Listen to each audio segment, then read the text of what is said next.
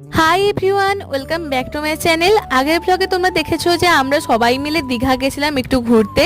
আর এখন দীঘার সমুদ্রের পাড়ে কিছুক্ষণ সময় কাটানোর পর আমরা চলে যাচ্ছি একদম সোজা জগন্নাথ মন্দিরের দিকে। হ্যাঁ, দীঘাতে যে নতুন জগন্নাথ মন্দিরটা হয়েছে। দীঘাতে এখন পার্কিং এর প্রচুর সমস্যা, ওই কারণে আমাদের পার্কিংটা একটা খোলামেলা জায়গায় করা হয়েছিল। ওখান থেকে মন্দিরটা পর্যন্ত অনেকটাই হাঁটতে হয়েছিল। তারপরে ঢুকে পড়লাম আমরা মন্দিরের ভিতরে। আর মন্দিরের ভিতরে ঢুকে আই এম তো অবাক, এত লোকজন কোথায় ছিল।